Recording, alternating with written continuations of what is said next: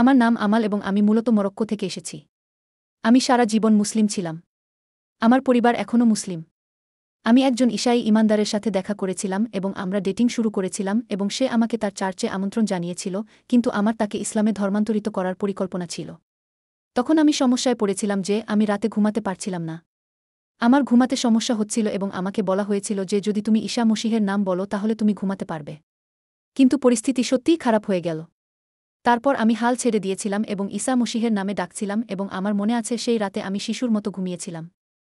তাই আমি ঈসা মসীহের কাছে প্রার্থনা করেছিলাম এবং ঈসা মসীহকে জিজ্ঞাসা করেছিলাম যে তুমি কি সত্যিকারের? তাহলে নিজেকে আমার কাছে দেখাও। এবং তারপর আমি বাথরুমে গেলাম এবং তখন সেই মেয়েটি ছিল যে কথা বলছিল এবং হঠাৎ সে আমার সাথে কথা বলতে শুরু করে এবং ভবিষ্যদ্বাণী করতে শুরু করে যে তুমি ঠিক হয়ে যাবে এবং ঈসা মসীহ তোমাকে ভালোবাসেন। এবং আমি বললাম কি বললে ঈসা মসীহ?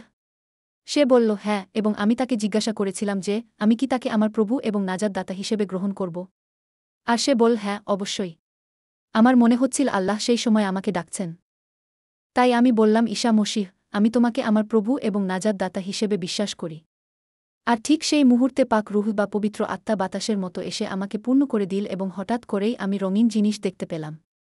আর যখন আমি আমার বাম দিকে তাকালাম, তখন ঈসা মসীহকে আলো ও গৌরবের পূর্ণতা নিয়ে দাঁড়িয়ে থাকতে দেখলাম। কিন্তু তারপর আমি প্রশ্ন করতে শুরু করলাম কেন মুহাম্মদ আমার কাছে আসেননি? তাহলে হয়তো এই ঈসা মসীহর মধ্যে কেবল একজন মানুষ বা নবীর চেয়েও বেশি কিছু আছে। আর প্রভু আবার আমার কাছে আবির্ভূত হলেন এবং বললেন তুমি আমার অধীনে আছো। তুমি আমার আব্বার পরিবারের এবং আমি তোমার জন্য আসছি। পুরো 1 বছর ধরে আমি ইসলাম পালন করছিলাম। কিন্তু একই সাথে আমি চার্চে যাচ্ছিলাম কারণ আমি ইসলাম ত্যাগ করতে পারিনি, কারণ এর জন্য আমাকে মূল্য দিতে হবে এবং আমার পরিবারকে মূল্য দিতে হবে। এর জন্য আমার জীবনও দিতে হবে। আল্লাহ বললেন সময় এসেছে, কারণ যদি আমি তাকে আমার জীবন না দিই তাহলে আমি তাকে অনুসরণ করার যোগ্য নই। 1 বছর পর আমি ঈসা মসীহকে গ্রহণ করলাম। আমি সিদ্ধান্ত নিলাম যে এটাই সত্য এবং আমি এগিয়ে যাব এবং তাতে পা রাখব। আমি পানিতে তরিকাবন্দি নিলাম।